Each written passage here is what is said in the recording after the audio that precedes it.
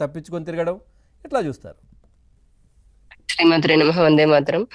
ఒకటి అంటే మంచి సామెత కాదు గాని వైసీపీ నాయకుల గురించి చెప్పాలి అని అనిపిస్తే కొంచెం ఇబ్బందిగా ఉన్నా చెప్తున్నాను. తెగవలసిన కోడి మటన్ షాప్ అదేంటి చికెన్ షాప్ ముందుకెళ్ళి ఎగిరెగిరి పడిందంట. మోడిఫై చేసి ఎగిరెగిరి చెప్తున్నాను ఎగిరెగిరి అట్లాగా. పడ్డం కాదు, తొడగొట్టిందట.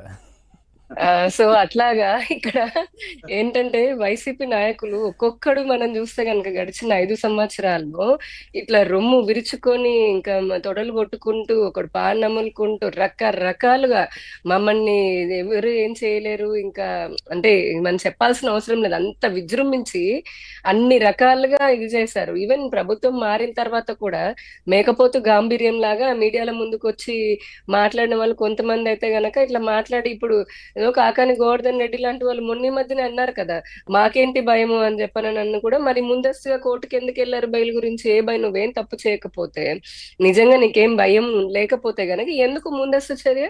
కోర్టు నిజాలేదో తెలుస్తుంది కదా, ముందస్తు బెయిల్కి ఎందుకు వెళ్ళడము?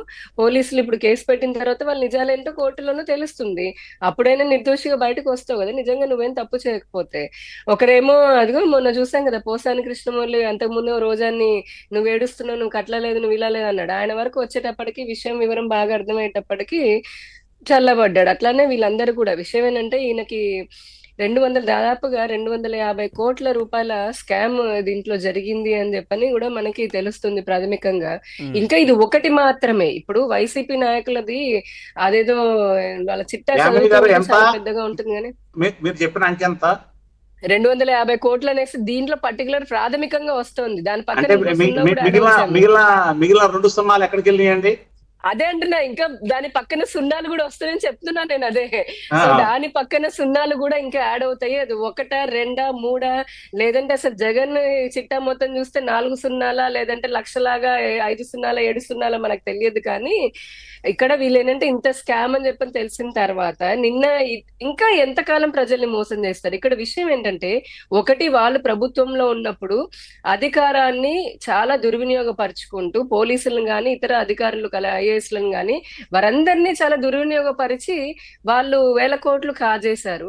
అయిపోయిన తర్వాత ప్రజలకు ఇప్పుడు నిజాలు తెలుస్తున్నప్పుడు కూడా ఇటువంటివి, నేను ఇంట్లో ఉన్నాను, ఉగాది పచ్చడి తిన్నాను, లేదా నేను కొత్త ఆవకాయ పెట్టుకున్నాను, మామిడితో కలిపి ఇంటి పైన ఊరగాయలు పెడుతున్నాను, వడియాలు పెడుతున్నాను, ఇట్లాంటివన్నీ ఎందుకు అసలు? ఇప్పుడు వీళ్ళు ఇంత చేసిన వాళ్ళు దొరకకపోతారా చట్టానికి? మేము మొదటి నుంచి అదే చెప్తున్నాము. ఒక రోజు అటు ఇటైనా కూటమి ప్రభుత్వం ఫుల్ క్లారిటీతో ఉంది. ఏదో హడావిడిగా ఇప్పుడు మేము ప్రతిసారి చెప్పినట్టుగానే 2 నిమిషాలు పట్టదండి కరెక్ట్ గా ఫోకస్ చేసి ఆ వైసీపీ అప్పట్లో ఉన్నటువంటి మంత్రులు, ఎమ్మెల్యేలు, ఎంపీలు, ఎవరైతే మిగతా ఈ కార్పొరేషన్ చైర్మన్లు ఎవరైతే ప్రభుత్వాన్ని అప్పట్లో అంటే ప్రభుత్వాన్ని అంటే కూటమి పార్టీలని విమర్శించారో వారిని తీసుకొచ్చి వేయడానికి పెద్ద కష్టమేం కాదు మాకు లోపల జైల్లో పెట్టడానికి. కానీ వారికి మాకు తేడా ఉండదు కదా అప్పుడు. కాబట్టి మేము వీరు చేసినటువంటి తప్పులు ప్రజాక్షేత్రంలో తీసుకుని వెళ్తే కదా ఇంకొకసారి వీరు ఇప్పటికీ చీకొట్టిన ప్రజలు ఇంకొకసారి ఇంకే రకంగా చీకొడతారు అంటే ఇంకా దారుణంగా వాళ్ళు ప్రజాక్షేత్రంలో వాళ్ళకి రాజకీయ భవిష్యత్తు లేకుండా చేయాలనేది కూడా మా ప్రయత్నం. ఏం చేయక్కర్ల, ప్రజలే చేస్తారు. అది మా ప్రభుత్వం చేస్తుందల్లా వీళ్ళు చేసినటువంటి తప్పులు బయటికి తీసుకుని రావడము, చట్టము దానికి అనుకూలంగానే వాళ్ళకి శిక్ష వేయాలని చెప్పని అనుకోవడము. ఈయన వైసీపీలో అగ్రికల్చర్ మంత్రి లాగా పనిచేశాడు. కేవలం ఈ క్వార్ట్జ్ మైనింగ్ అక్రమంగా రవాణా చేయడమే కాకుండా ఉపయోగించినటువంటి పేలుడు పదార్థాలను కూడా ఉపయోగించడం అనేది ఒక దాంట్లో అది కూడా తెరపైకి వచ్చింది. ఆ రకంగా అక్రమంగా పేలుడు పదార్థాలను ఉపయోగించాడు అని. నాకైతే ఈయన స్టోరీ చూస్తే కేజీఎఫ్ అయినా అదేదో కేజీఎఫ్ సినిమానే గుర్తొస్తూ ఉంటుంది. వాళ్ళ ప్రజల్ని పట్టిపీడి ఎలాగా పట్టి పీడించుకొని అంటే దాంట్లో కొంత రకంగా చూపిస్తూ ఉంటారు కదా మామూలుగా, అది వేరే కాన్సెప్ట్ అయినప్పటికీ కూడా అంటే ఇంత దారుణంగా మంత్రుల్లాగా పనిచేస్తున్నటువంటి వాళ్ళు వాళ్ళ శాఖల్లోనే అవినీతి చేయడమే కాకుండా ఇలా క్వార్ట్జ్ల పైన, మైనింగ్ల పైన, మట్టిలో మీరు అన్నట్టుగా మట్టి, ఇసుక, నీరు, భూమి, ఆకాశం దేన్ని వదిలిపెట్టాల. ఈ రోజును చూస్తే నిన్ననే చంద్రబాబు నాయుడు గారు P4 డాక్యుమెంట్ రిలీజ్ చేశారండి. అది ఎందుకు? ప్రగతికి సంబంధించింది, అభివృద్ధికి సంబంధించింది, ఆంధ్రప్రదేశ్ ఏ విధంగా ముందుకు వెళ్తుంది అనేది ఒక విజన్ డాక్యుమెంట్. వైసీపీకి ఎప్పటి నుంచో కూడా వాళ్ళకి A4 డాక్యుమెంట్ ఉంది వాళ్ళకి. అన్ఫార్చునేట్లీ ఆర్ ఫార్చునేట్లీ ఇప్పుడు ఇతను కూడా A4 లాగానే ఉన్నాడు. ఆ A4 ఏంటి? అదే చెప్తున్నాను, అదేంటి అవినీతి, అరాచకము, అన్యాయము, అకృత్యాలు. ఓకే. ఇంకా చెప్తే వీళ్ళది 26 ఆల్ఫాబెట్స్ వచ్చేస్తాయి. కాకపోతే A4 వరకే చెప్పాను నేను, ఏ అనేది.